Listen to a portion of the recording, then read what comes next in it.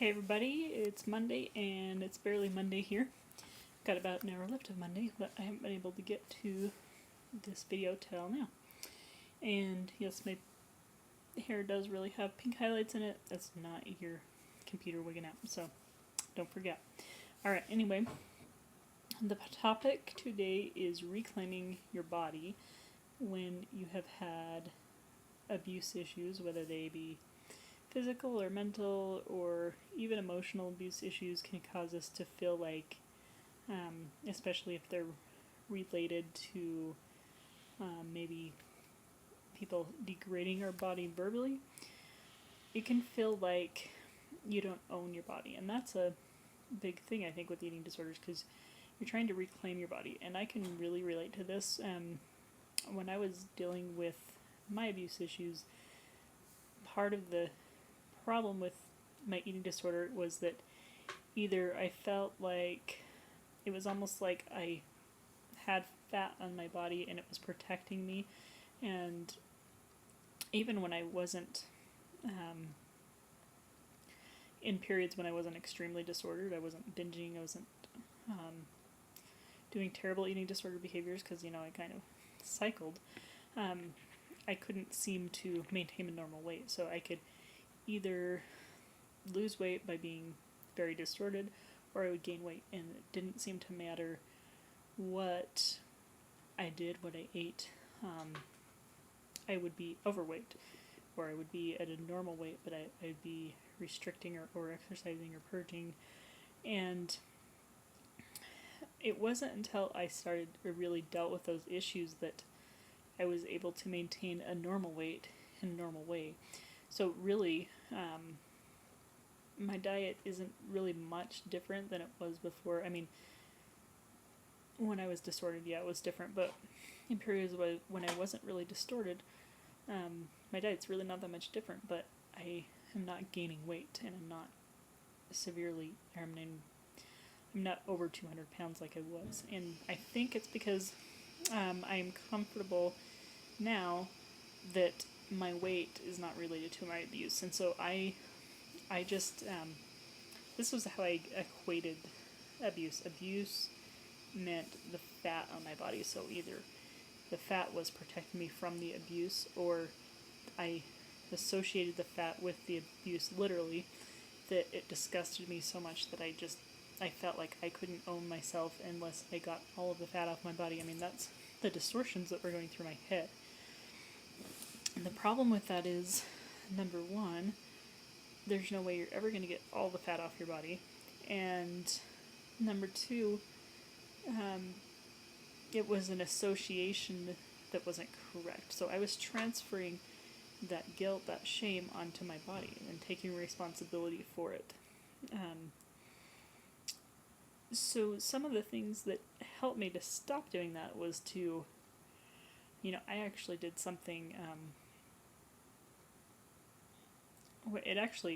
I went into therapy one day, and my therapist had brought in a rock and put it on the couch, and I sat down, I'm like, what the hell, there's a rock on your couch? And she's like, no, that's your rock. And so she said, this is your abuse and you're gonna talk to it. Because I was I couldn't face it. I didn't even want to talk about the people. I didn't want to have anything to do with them. And I distanced myself so much, and I had internalized that into everything that had to do with my abuse was the fat on my body. And so I didn't own my body unless I could control that and get that fat off.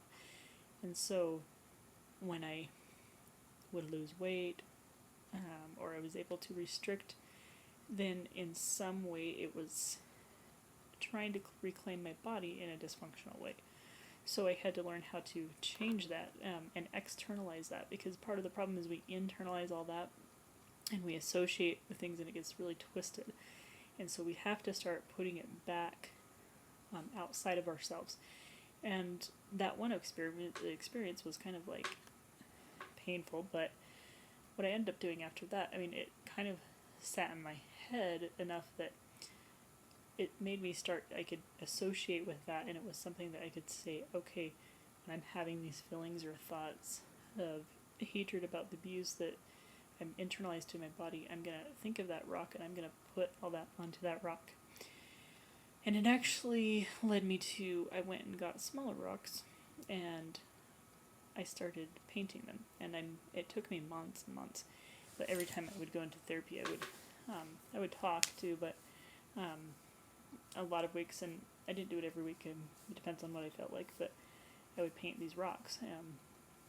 And I had a rock representing different aspects of abuse, and I just painted them. And eventually, it probably did this over a period of 6 to 9 months. But eventually I got to a point where I felt like I don't know if I totally come to peace with it, but I felt like I was ready to let some of that go. I had processed that and put that somewhere else, so I wasn't internalizing everything as much. And I actually took those rocks and I actually did, like, I made kind of this healing ceremony for myself, I guess. I went on this bike ride and I had different things along the way that I did. I made a medicine bag and put little beads on it that represented different aspects of my healing. So for me, I'm a very tactile person, and so symbolism is really something that helps me, is putting things into symbols, because I'm externalizing it, because I'm so used to being self-destructive and internalizing that if I can do something and externalize it, then that really helped me. And I don't know if that will work for everybody, but there are different ways of externalizing, whether that's journaling, and I did a lot of that too, talking. There's a lot of different things that you can do. So I took those rocks and I threw them into the river, and when I threw them into the river, it wasn't out of anger, like, here, I'm gonna kill you because I hate you. It was more of, okay, I've worked through these issues, I've put a lot into these rocks that was formerly hurting me, and so now I'm letting it go by washing it. I mean, for me it was more of a cleansing. I'm cleansing this by throwing it into the river. And it doesn't mean that it totally fixed all the abuse issues. I mean, when you have abuse issues, and especially severe abuse issues, it's kind of a lifelong thing that you learn.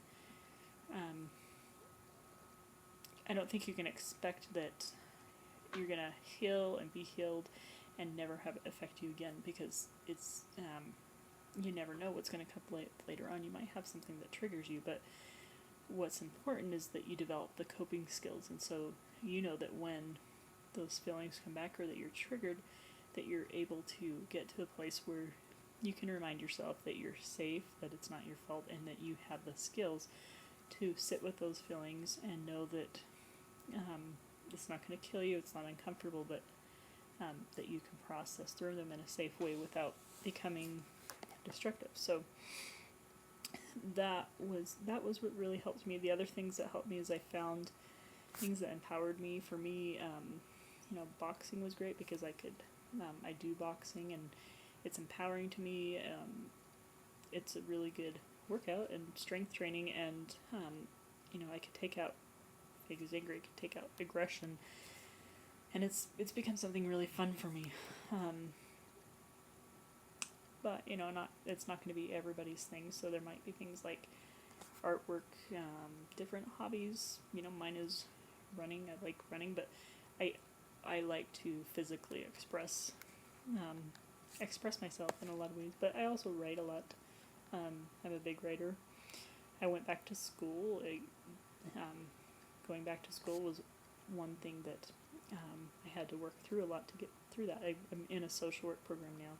It took me a lot to work through to be able to be healthy enough to be in this program and to be doing it in a healthy way, that I'm not using it to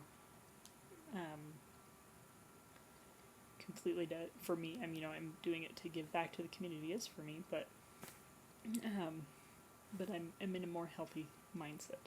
So, and I still work through the issues. It's not like I'm totally better. I still have moments when I, freak out, when that's kind of my default mode, when I'm really stressed out or I'm having mood cycles is that I go back to that, I hate myself, I hate my body, because that's the default mode that I've learned for so many years, and so you have to reframe that, and it takes a long time, and you'll be hit with it over and over again, but it's getting better and better at reframing that every time that you go through it. So I have to go to bed at class in the morning for 6 hours, so I'll talk to you next week.